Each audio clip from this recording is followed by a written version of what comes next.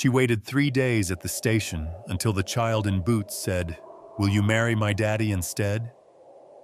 That's how the story begins. Dustmere, Wyoming Territory, spring of 1874. The wind came down hard from the hills that year, cold and sharp, tugging at the corners of the train station like it was trying to peel the roof away. Inside that shack of warped wood and rusted nails, Barbara Hart sat alone, her bag dusty and slumped beside her boots, her hands clutched around a letter that had promised her a new life. A man named Ezra Whitlow, a ranch near the foothills, a future. Only he didn't exist. She didn't cry that first day, not when the station master scratched his head and said, "No one named Whitlow round here." Never was. Not when the townsfolk passed by offering glances more than help. Not even when she overheard the whispers, "Another one." Poor thing. Third girl this year, she sat on that bench through the heat and wind, through the ache in her spine and the weight in her stomach. Her last bread was gone by the second day. By the third, all she had left was resolve, not the hopeful kind, but the tired, quiet kind that keeps a person sitting upright when everything says they should lay down and quit. That's when the little girl appeared. Boots 2 sizes too big, dust in her braids, 5 years old maybe, eyes like stone and sky. "You the lady who got left?" she asked. Barbara blinked. "Pardon?" "The one with the sad face and the bag," the girl explained. "That's what Miss Ellie said." Barbara almost laughed. "Yes," she said softly, "but I think I'm done being that lady." The girl tilted her head, serious as a preacher. "Will you marry my daddy instead?" Barbara's throat caught. "What? He lives out there," the girl said, pointing toward the hills. "He don't think he needs a wife, but maybe nobody's asked him right." Then that small, dust-covered hand reached out and took Barbara's. "You better walk with me. I can't go to town alone." 3 days of silence, and that was the first hand anyone had offered. Barbara didn't know it then, but that single step beside a child would lead her to a man broken by loss, to a house filled with quiet ghosts, and to a kind of love she'd thought was reserved for someone else. Because sometimes the future doesn't arrive in a letter. It arrives in boots that don't quite fit, with eyes too wise for their years, and a question that turns your whole story sideways. Have you ever had your life shift because of a single moment, a single question? We'd love to know. Drop a comment below and tell us where you're watching from. If you're still with us, stay close, because in part 2 we'll take you into the heart of Dustmere, where judgment comes quiet and not all strangers are welcome. Dustmere wasn't the kind of place that opened its arms. It watched, from behind curtains that didn't quite close, from porch chairs where old men smoked and muttered things they never said to your face, from store aisles where whispers traveled faster than goods. It was a town built on silence, on the kind of Western pride that said, "We don't ask and we don't explain." Barbara felt it the moment she stepped off that train. And she felt it even deeper on the second day, when a woman in a bonnet passed her by without a word, but later muttered to another. That one still here thought she'd be gone by now. No one told her to leave, but no one asked her to stay either. She wasn't the first, and chances are she wouldn't have been the last. Girls came out west with promises in hand, letters from ranchers who needed wives more than companionship, contracts inked with hope and desperation. But Dustmere didn't soften for girls with letters. It hardened, watched, waited for them to fold. The station master tried in his own quiet way, brought her tea on the third morning, a tin cup warmed more by pity than by fire. Some boys, he said carefully, like to stir up trouble. fake bride letters, send them to towns that ain't ready, just to see if the girls come. Barbara didn't answer, but her grip tightened on the cup. Not rage, not fear, just shame. The kind that settles in your throat and refuses to move. What they didn't know, what Dustmere never bothered to ask, was what she'd left behind to come here. That she'd given up a job, a small room with a bed by the window, and the last piece of city life she could afford. That she'd trusted a stranger's words because staying where she was had started to feel like dying by degrees. Instead, she found herself sitting on a wooden bench beside a useless letter. Alone, but watched. Dustmere didn't spit at you. It didn't yell. It just waited for you to leave. And maybe Barbara would have, if not for the girl. Because Dustmere didn't expect people to stay. Especially not the kind who arrived with broken hope and soft voices. The kind who sat still but carried whole worlds in their bags. But as we're about to see, this wasn't just a story about a woman who waited. This was about what happens when someone dares to stay. Not all wounds bleed. Some just seal over tight as dry earth. And if you leave them long enough, they turn into something else, something like silence. That's what grief looked like on Thomas Callahan. The first time Barbara saw him, he stepped onto the porch like he'd been carved from the land itself, broad shoulders, hands thick with work, and eyes that didn't blink unless they had to. He looked at her, then at his daughter, then back again, and said simply, "Didn't send for a wife. No welcome, no warmth, just the bare truth." But Barbara wasn't asking for a welcome. Not anymore. She looked at the child, who clung to hope like it was a living thing. "Then maybe someone else sent me," she said quietly. And for a fraction of a second, something shifted in his face. Not softened, just cracked. Thomas hadn't planned to share his house. His grief took up too much room. He still wrote letters to a woman who'd been gone for 5 years. Letters he never mailed. He still walked into the barn before sunrise, sat on the same old stool, and let the words pour out onto paper, into silence, into a space where only memory could answer. He hadn't expected Barbara, hadn't asked for someone to fill the space his wife left behind. But something about her presence, quiet, capable, not demanding anything, unnerved him. She moved through the house like breath light, invisible but necessary. She tended Maisie's fever with cool cloths, lit the stove before dawn, sewed patches on worn clothes without being asked. And Thomas said nothing, except when he had to. "Boil more water. Watch the gate.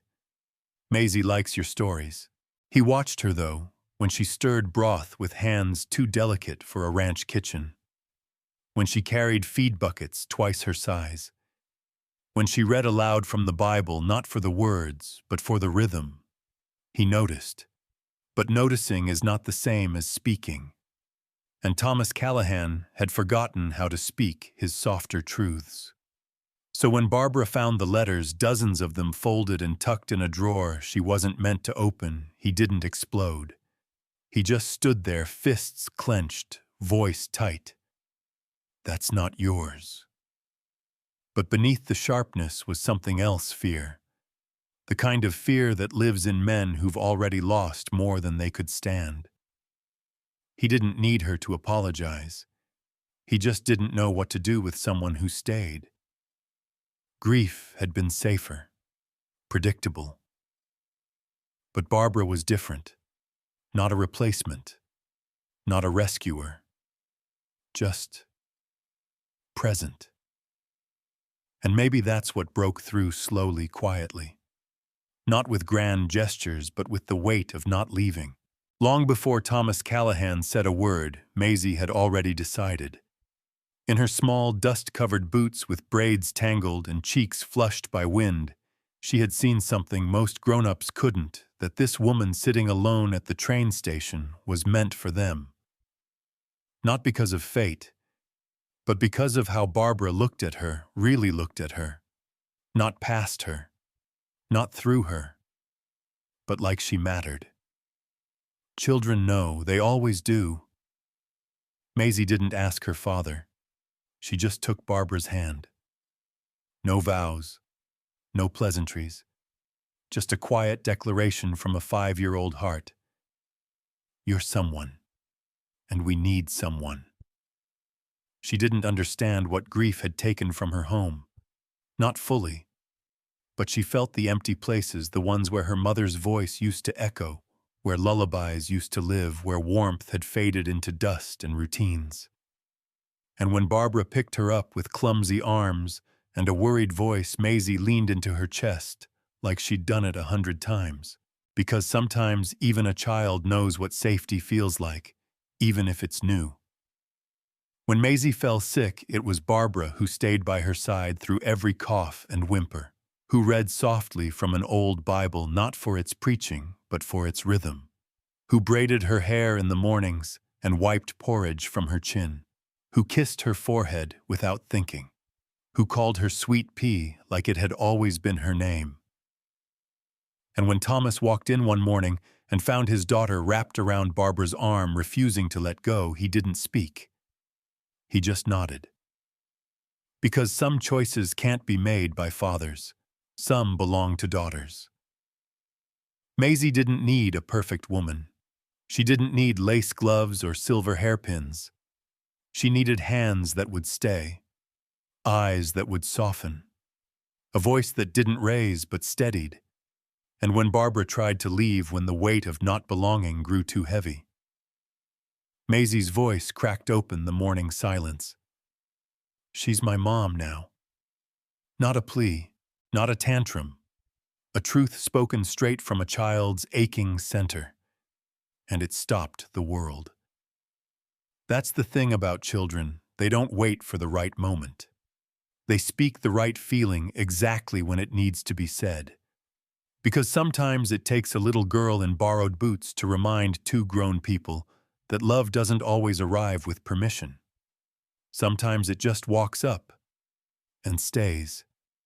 Have you ever had a child see something in you before you saw it in yourself? Or known a moment where love was spoken without needing to be explained? We'd be honored if you shared it in the comments. These are the moments that stay with us. Next, we step into fire literally.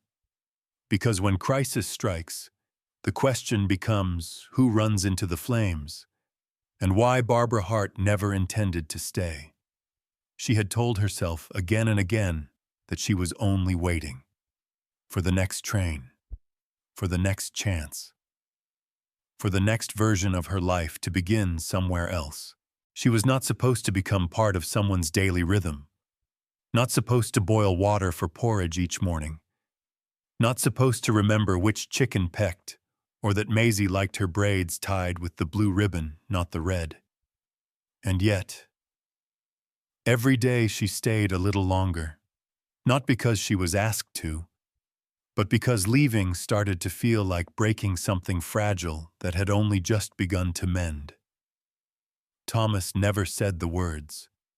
He didn't ask her to stay.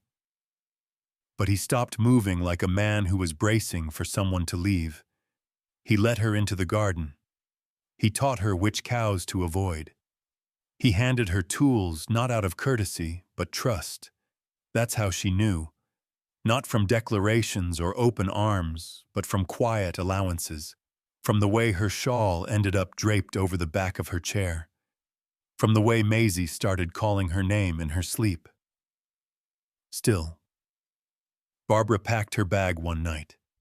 The whispers in town had worn her down. The third one. Poor dear. Pretty, but won't last. And more than that, the truth lingered heavy in her chest. She was not his wife.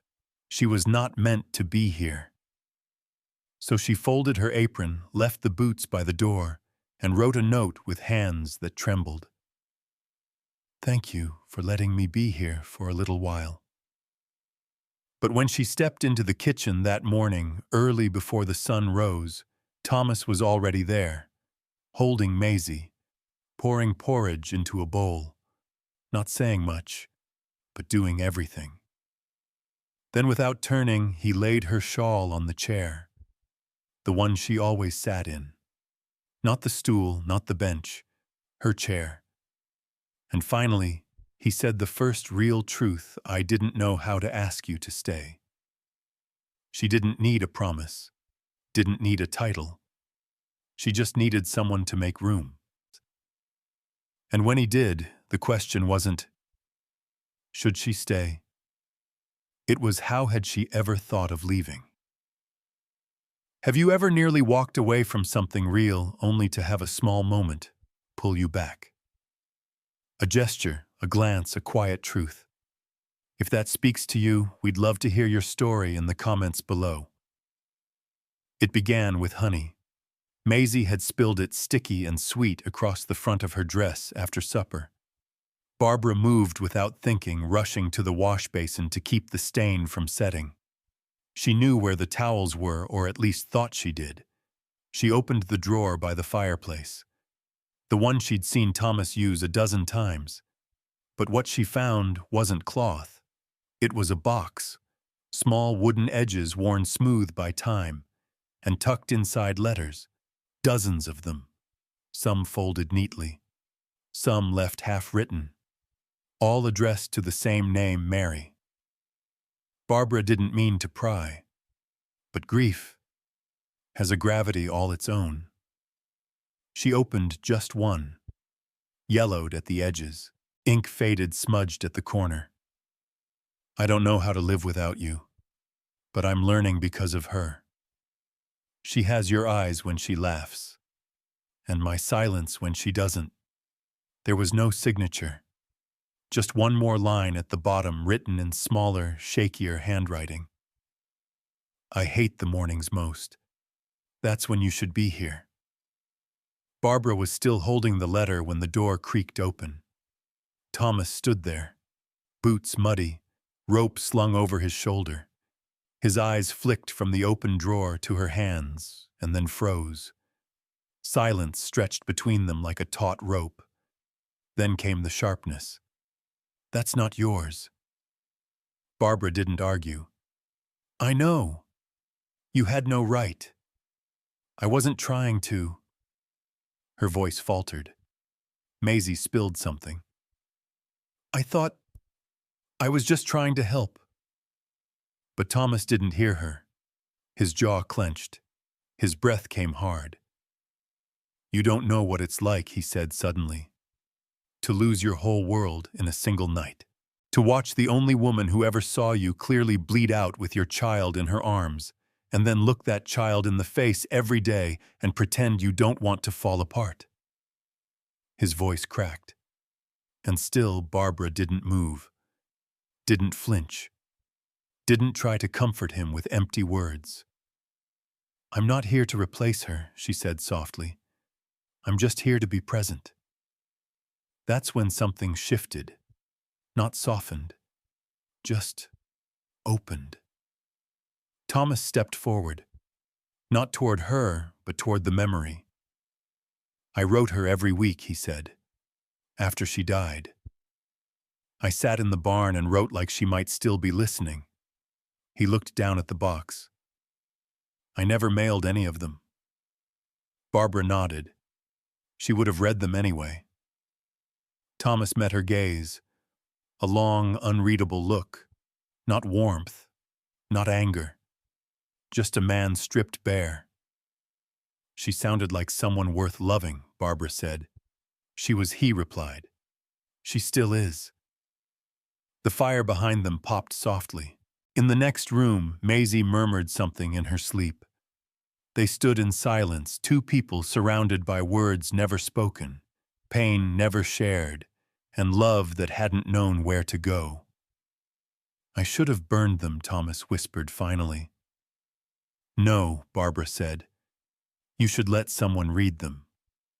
Have you ever found a letter never meant to be read, or written one you never sent? What did it hold? Grief, hope, love too big for the page? Let us know in the comments. You're not alone. Some departures don't begin at the door. They begin the moment someone says, "This isn't mine to hold," or when silence stretches too long after a truth is spoken, or when grief, raw and unburied, makes room for no one else. That night, Barbara didn't sleep. She repacked her bag in silence, folding her few things with the care of someone preparing to leave without drawing blood, but knowing full well she would. The next morning came soft and pale. Lavender sky, a hush so complete the chickens hadn't yet stirred. Barbara stepped into the kitchen, her hand tightening around the handle of her bag. Thomas was already there. At the stove, steam rising from a kettle. Back to her. Still and quiet. "I'll be going this morning," she said. He didn't turn, only nodded. A man already retreating from what he could not name. She waited for something. Anything. "I think I've stayed longer than I should have," she tried again. "Maisie's stronger now. You're both doing better." Still nothing. Barbara forced a smile. "Thank you for letting me stay." Thomas looked at her then, his face unreadable. Not cold, just prepared. As if bracing himself was the only way he knew how to let people go. "I'll tell her you said goodbye," he said. Barbara shook her head gently. "No, I want to say it myself." She stepped softly into Maisie's room, where the girl still slept beneath her quilt, one arm flung wide, fingers twitching as if reaching for something in a dream. Barbara sat beside her, brushing a curl from her cheek. "Sweet pea," she whispered. Maisie blinked awake slowly, then saw the bag. Her breath caught. "No." Barbara's voice trembled. "I have to go, but why?" Barbara couldn't answer. She didn't know how to explain that sometimes love arrives where it has no right to grow, and still grows anyway, and that walking away is what kindness looks like when you don't want to hurt the ones who've already lost too much. Maisie clung to her small hands, fisting Barbara's skirt. "Please don't go, I love you too." Barbara kissed her forehead, holding her tight. "You'll always have a part of me, even if I'm not here." She stood, turned, and walked away. Each step down the path felt heavier than the last, each breath tighter. She didn't hear the door close behind her, she felt it, like a final period at the end of a chapter she hadn't finished writing. But then came the voice. She's my mom now, raw. Cracked. Pure heartbreak from the doorway of a little girl who didn't care about propriety or timing, just truth. Barbara froze. Then came footsteps. Fast, heavy, desperate. Thomas emerged from the house, Maisie in his arms, her face streaked with tears. His chest rose and fell, not from exertion, but from emotion finally caught in his throat. "She's not the only one who doesn't want you to leave," he said, his voice low, rough. "I don't know what this is between us. I just know it hurts when you're not in the room." Maisie reached for Barbara. Barbara reached back. And when their hands touched child and woman, man and memory, it wasn't a vow. It was a surrender. To the ache. To the love. To the truth that sometimes the deepest connections come not with certainty, but with courage. Have you ever tried to leave something or someone only to realize it had already become a part of you? Share your moment in the comments. Stories like yours remind us that goodbyes aren't always endings. Love rarely announces itself in calm. Sometimes it comes in a storm, howling across the prairie, snapping branches like bones, and lighting up the sky with a fury you can't outrun.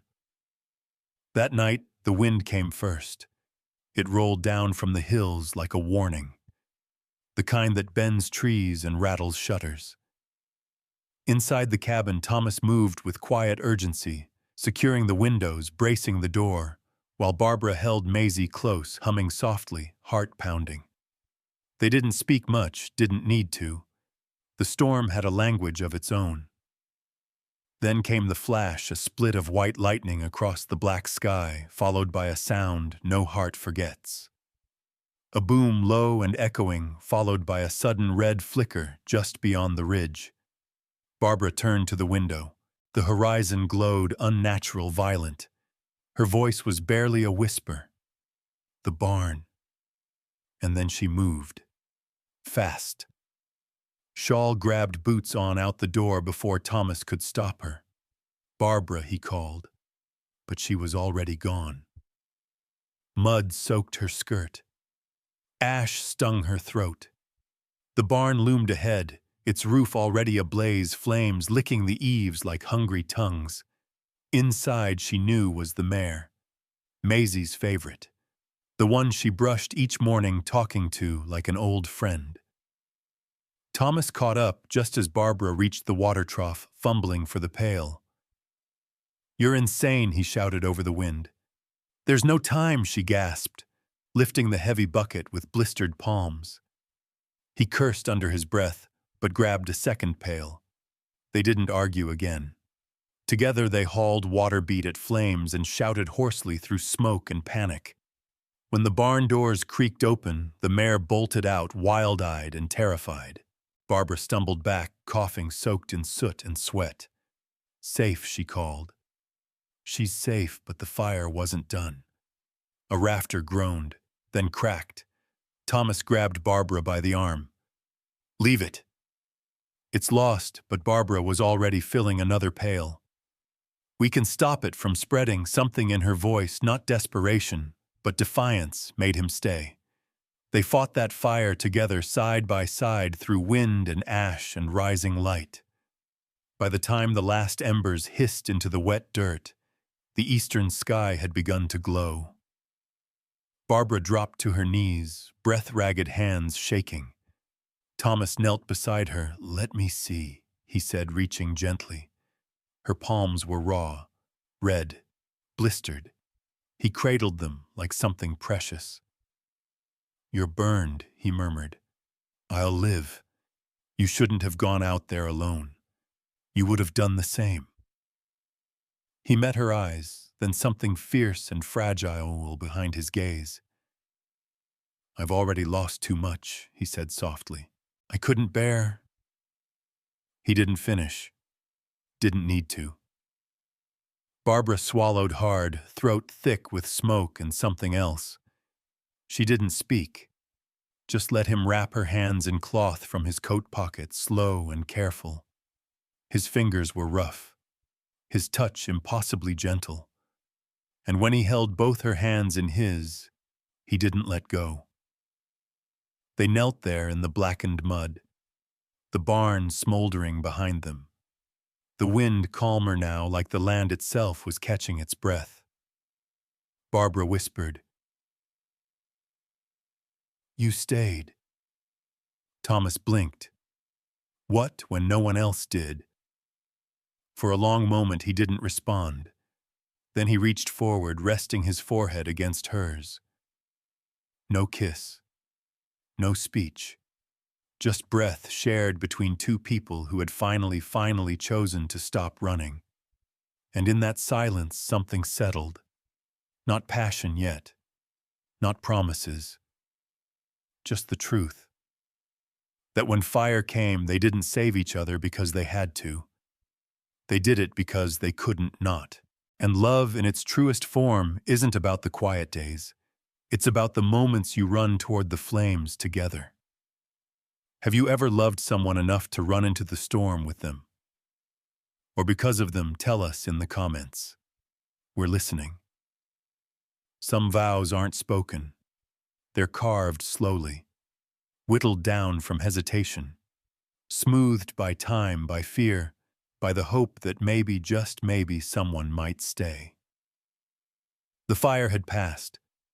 The barn was ash. But inside the house, the table had been scrubbed clean, and a single oil lamp threw warm amber light across 3 empty plates. Barbara paused in the doorway, soaked to the bone, her bandaged hands stiff. She hadn't expected anything more than sleep. But there, sitting too neatly at the center of the table, was a surprise she hadn't earned, but had somehow been given anyway. Cornbread, warm beans, a folded cloth napkin for each of them, and at the far end, Maisie, her dress a bit too tidy, hair brushed curls tucked behind her ears, trying her best not to wriggle with excitement. "What's all this?" Barbara asked softly. Maisie grinned. "It's a surprise."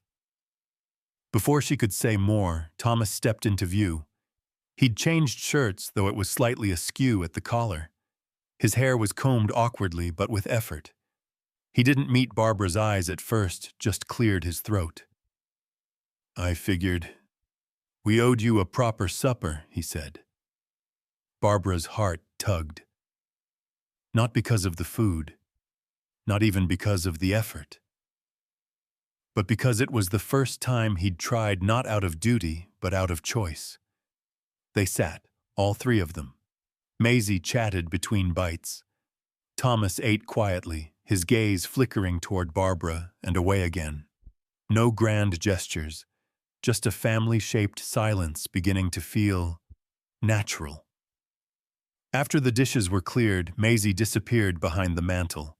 She returned moments later, both hands cupped together like holding a treasure. "I have something for you," she said. Barbara knelt down. "You do?" The little girl nodded, then placed a small object in Barbara's palm. It was a ring, wooden hand-carved, sanded smooth, simple, not polished, not perfect. "Daddy made this," Maisie whispered, "for you." Barbara stared, her breath caught, not because of the ring itself, but because of everything it wasn't trying to be. It didn't glitter. It didn't sparkle. It just fit. When she looked up, Thomas had stepped closer. His voice, when it came, was quiet, measured. "I don't have much," he said, "but I wanted you to have something made by my hands." Barbara stood slowly, ring still, resting in her open palm. "Thomas." He took her hand gently. "You were never meant to wait at the station," he said. "You were meant to arrive here." Her eyes shimmered. "You don't have to say anything more." But he did. "I don't come with ease," he said. "I come with silence. With a little girl who still calls out for a mother in her sleep. With land that's hard, and years that have been harder." Maisie climbed onto the chair beside them, watching wide-eyed. "But I also come," Thomas said with a promise, "that I'll spend every day learning how to deserve the kindness you've already given us." Barbara's voice trembled. "I don't need a promise," she said. "Just a place to be. Chosen." He lifted her hand to his chest. She could feel the steady beat beneath his palm. "Will you marry not just me, but us?" Tears slid down her cheeks, and she nodded. Not with fanfare, not with fireworks. Just a simple, quiet yes. Maisie squealed, bouncing in place. "She said yes." Barbara laughed through her tears. Thomas smiled, a real one. Small, but sure. He slid the wooden ring onto her finger. It didn't shine. It didn't gleam. But it belonged. Just like she did now. And in the hush that followed, wrapped in lantern light, and the echo of a child's joy, the future began. Not perfect, not planned, but chosen. And sometimes that's all love needs. Some frames stay empty for too long, not because there's nothing to fill them, but because the people left behind are too scared to believe they deserve the picture. 1 year had passed since the day Barbara dropped her bag in the dirt and said yes. The Callahan ranch no longer echoed with silence. It rang with the sound of Maisie's laughter chasing chickens across the yard, of Barbara humming in the kitchen, of Thomas's quiet footsteps, tracing the land he once walked alone. The shutters no longer stayed shut. Light came in freely now, through glass, through conversation, through the small everyday joys of a home being lived in. There were flowers blooming in the windowsill. Maisie had planted them herself. And on one ordinary morning, while setting kindling in the fireplace, Thomas paused.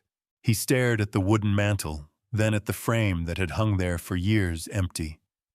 The glass had been removed long ago. The photo inside had faded, curled at the edges, until it disintegrated, leaving nothing but a blank square and the weight of a memory too painful to replace. Barbara stepped in quietly, drying her hands on a cloth. She saw the look on his face. He didn't speak at first, just rubbed the back of his neck, uncertain. Then finally, "I was thinking," he said, "maybe it's time we put something in that frame again." Barbara blinked. "A picture?" He nodded. "A real one. Of us. Of now. The kind she'll never have to wait to be part of." She smiled, softly, slowly. "You're sure?" He looked out the window to where Maisie crouched in the garden, smudged and giggling, talking to the hens like old friends. "She's already in it," he said. "It's just time the world saw it too." A week later, they rode into town in their Sunday best. Barbara, in the sky-blue dress, Thomas said, made her look like she belonged here. Maisie had ribbons in her braids, though she refused to wipe the smudge off her nose. Thomas had shaved, tucked his shirt a little too tightly, and tried not to fuss about it. At the photographer's shop, the man adjusted the lighting, placed them just so. Thomas stood beside Barbara. Maisie climbed into her father's lap. Barbara rested a hand on the child's back, and Thomas reached for hers. "Hold still," the photographer said, and they did. Click. When the photo arrived a week later, wrapped in brown paper, still smelling faintly of developer and dust, Barbara opened it slowly. There they were. 3 people. 1 family. No one left behind. No one waiting on a train platform. Just home. That night, after Maisie had been tucked into bed, and the house had settled into its quiet hum, Barbara lit a single lamp and reached for the old wooden box. The letters were still there, faded pages never sent, pain pressed into paper, love written for someone who could no longer read it. She didn't remove them. She simply added something new. The photo. Placed gently on top like a promise. Not to forget, but to move forward with memory in the room. Then she picked up a clean page, dipped her pen, and began to write, "Dear Barbara, you thought you were forgotten. You believed your name had slipped through the cracks of the world, that your place was a platform where no one came. You were wrong. You weren't waiting. You were being sent. Not to Ezra Whitlow, but to a girl with boots too big and a heart too brave. To a man who had buried his voice alongside his wife. To a home that didn't need saving, but healing. You weren't part of someone's mistake. You were part of someone's redemption. You were the woman who stayed. You were the story no one expected. And now you are not just welcome here. You are needed." Signed, Barbara Callahan. She folded the letter, tucked it into the box alongside the photo and the pages of grief. Thomas joined her on the porch a few minutes later, a mug of cider in each hand. He handed one to her without a word. They sat in silence for a while, watching the stars blink open across the prairie sky. "She slept with the photo under her pillow," he said after a while. Barbara turned to him, eyebrows lifted. Thomas smiled faintly. "Maisie said it makes her feel like we're all tucked in." Barbara leaned her head against his shoulder. "She belongs in it. So do you." She closed her eyes, and in the hush that followed, where no trains whistled and no goodbye loomed, the house behind them stood still, full, whole. Thomas whispered, "You ever wonder what would have happened if that letter had made it to the right man?" Barbara laughed gently. "I wonder what would have happened if that little girl in giant boots hadn't asked me to marry her father." Thomas chuckled. "Smartest one of us." Barbara nodded. "And the best matchmaker this town's ever seen." And there on the porch of a once quiet ranch under a sky soft with stars, the last of the waiting ended. Not with thunder, not with vows, just with presence, with peace, and a photo that finally had the right people in the frame. Did this story remind you of someone who came into your life when you needed them most? We'd love to hear it in the comments. If you enjoyed this slow-burning love story full of second chances, be sure to like, share, and subscribe to Wild West Stories channel. New tales of hope and heart every single week.